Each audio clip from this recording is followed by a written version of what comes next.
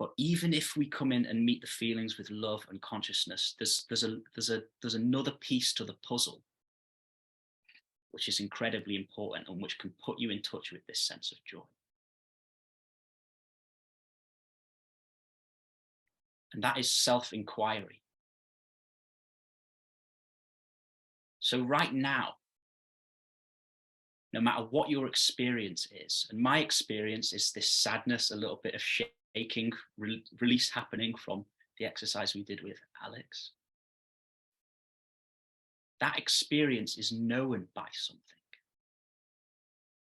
There is something that is aware of your experience. There is something that is aware of your mind. There is something that is aware of your body. There's something that is aware of your feelings.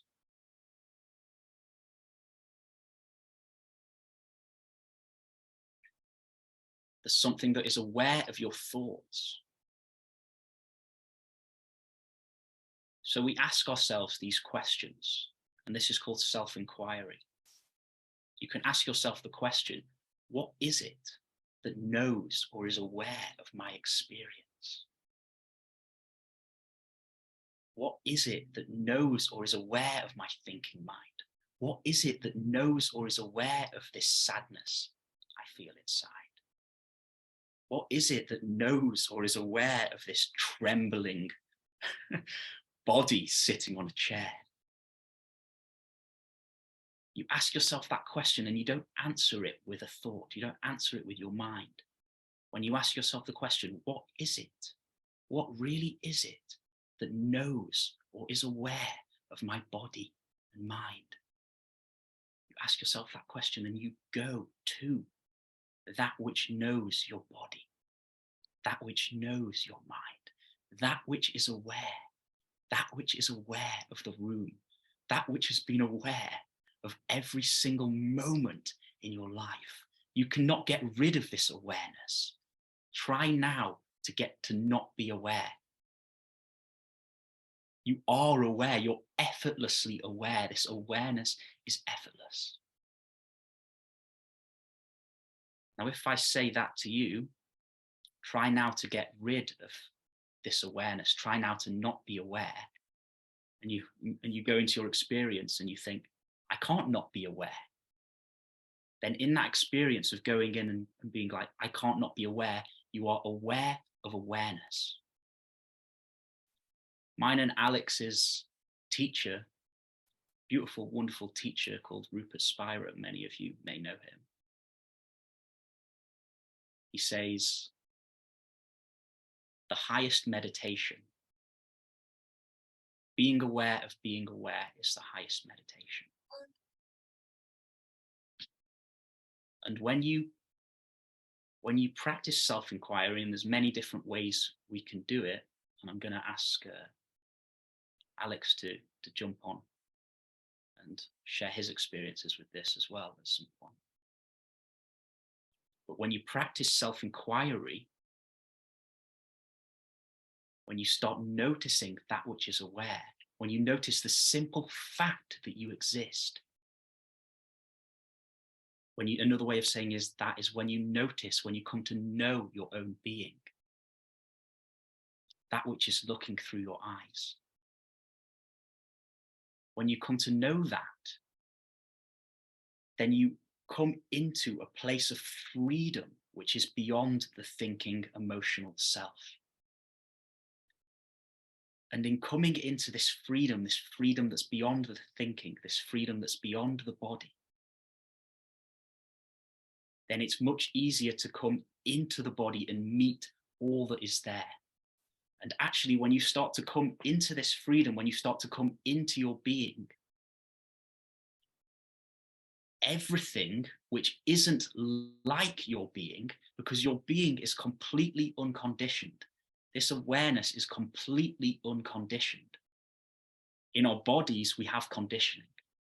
In our bodies and minds, we have a lot of conditioning. But this awareness isn't conditioned.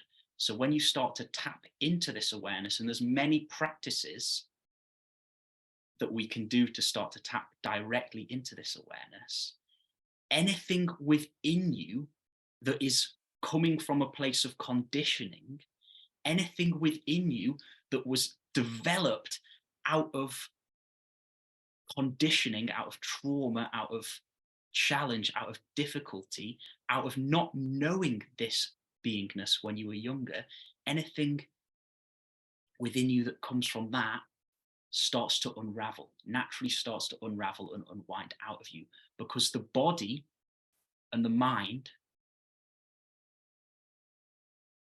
almost moves towards being like what your being is. Your being is peace. Your being is free. Your being is joy. Your being is love.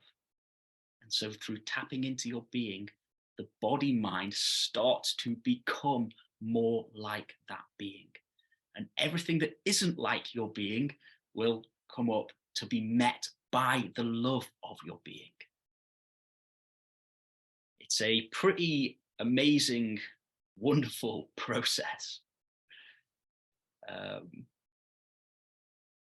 yeah, there's much more to say and point you towards with this.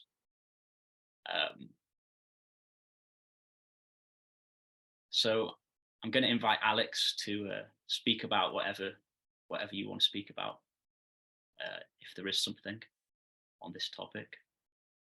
I mean, I think you've pretty much nailed it, to be honest with you, man. Yeah, I mean, from a body-based perspective, this sense of the body, which we feel into, is that awareness. It is the awareness that is free, effortlessly free from experience.